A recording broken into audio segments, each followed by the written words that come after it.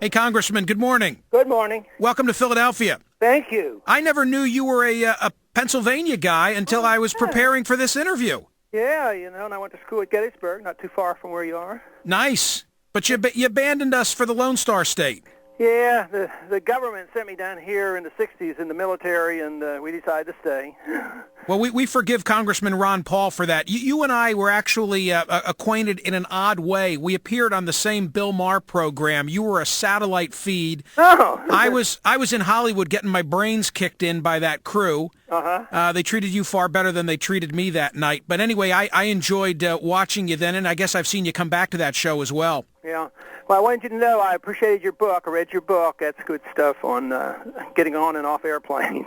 Well, I appreciate Congressman Ron Paul saying that. You and I hope, could agree that everybody needs to be screened, but some need to be screened more than others. Yeah, and there's different ways of doing it. There's a lot of private technology. I've been really impressed looking into that's available that would protect privacy at the same time. I want to put more pressure on the airlines, less on our government that's supposed to be so good at taking care of us.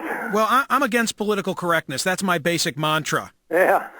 Congressman Ron Paul, have you ever voted to raise taxes? Never have, and hopefully never will. Have you ever voted for an unbalanced budget? Never have. Did you ever vote, sir, for any federal restriction on gun ownership? Never have. You ever vote yourself a pay hike? Never have. Have you ever taken a government-paid junket?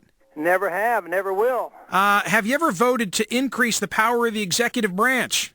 No, I'm always working to try to shrink that power. Of course, the power of all branches. What I find most appealing about Congressman Ron Paul is none of the aforementioned, although I think they're all worthy traits, but you're the only guy speaking my language about Pakistan. And just so you know, sir, this is something that I'm beating my chest over in Philly constantly.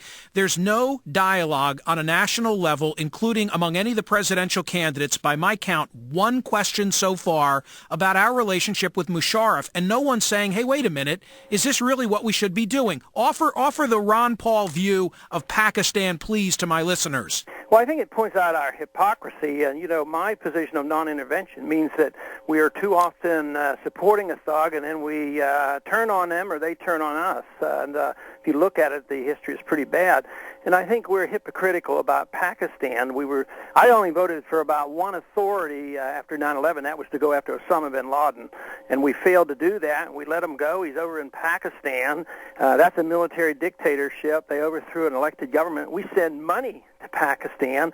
We ignore their nuclear weapons. At the same time, there is protection for Osama bin Laden. We are not going in there after him. So I think it's pure hypocrisy on our part. And, again, I'm only on the outside looking in. You probably have far better access to info. Well, not probably. You certainly have access to far more information than would ever come my way. But what I know from reading newspapers is that Musharraf has reached an accord with those warlords in northern Waziristan, which is where presumably he and Ayman al-Zawahiri are hiding. He's not going in there. He's not going to screw with them. So, we've essentially, you correct me, Congressman, we've outsourced to the tune of $1 billion a year the hunt for bin Laden. Yep, that is right.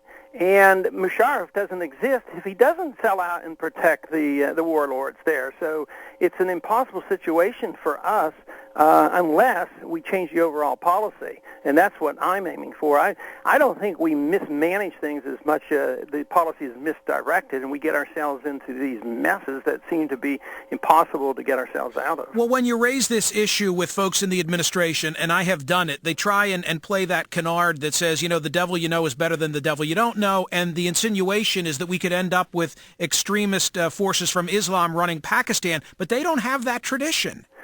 No, and this is the problem, though. They have ulterior motives, and they use these superficial arguments that are harder to refute because it's, we have to be there for oil or something else, that the whole world will collapse if we don't do these things. And then they'll argue, well, it'll be worse if we don't do it. But it's very, very inconsistent. It serves the powerful special interests. I think it does serve the interests of oil a lot of times. And, we went into Afghanistan, but we're still there. We're involved in nation building. We're involved in fighting insurgents. We're in a drug war. And we're not there to deal with Osama bin Laden. So why did we really go in there? Did we really go after Osama bin Laden? Well, I voted to do that, but that's not what has happened. Ron Paul believes that Iraq is a misadventure, but Ron Paul, I hear saying we absolutely ought to be out there pursuing to the nth degree bin Laden and Ayman al-Zawahiri.